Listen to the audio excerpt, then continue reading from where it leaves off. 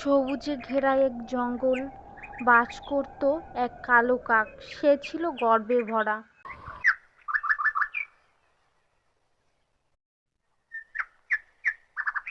এই বনের সবচেয়ে সুন্দর আমি। সবাই আমার গান শুনে থমকে যায়।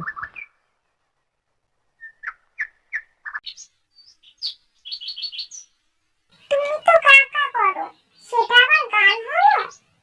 তুই কি জানিস না আমি বনসভার গায়ক? বাবারে, অহংকার কত!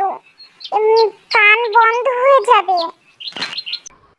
গায়ক হলে একটু অহংকার থাকে।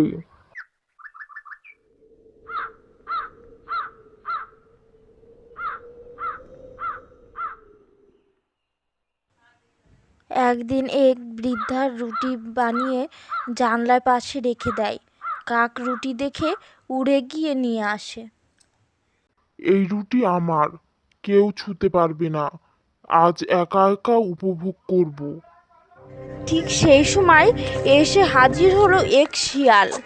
রুটির গন্ধ তাকে টেনে আনে। ওরে বাবা, কে বসে আছে ডালে? কাক ভাই তো আজ রাজা রাজার মতো বসে। আমার ঠোঁটে আছে রাজকীয় রুটি। এটা আমি কারোর সাথে ভাগ করব না। না না, রুটির কথা বলছি না, আমি তো তোমার গলার কথা বলছি। একবার গান শোনাও না।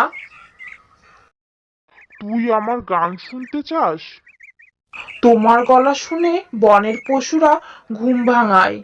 গানটা না শুনলে মন ভরছে না। কাক মাথা নাচিয়ে গাইতে শুরু করলো। আহা, অনেক ধন্যবাদ কাক ভাই, তোমার গান শুনে রুটি পেয়ে গেলাম। ও মা, রুটি পড়ে গেল। আমার ভুল হয়েছে।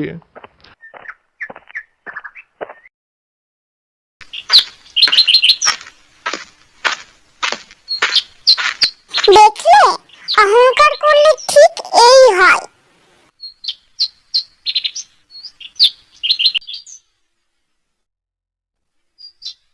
কাক ভাই, গান ভালোই হয়েছিল, কিন্তু তুমি শিয়ালের ফাঁদে পা দিলে।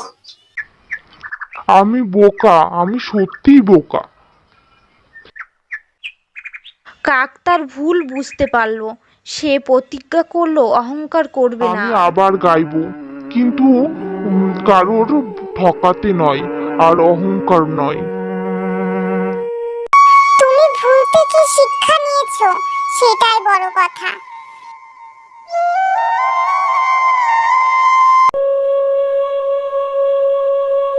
আরেকদিন দেখা হবে কাক ভাই, তবে এবার একটু সাবধানে।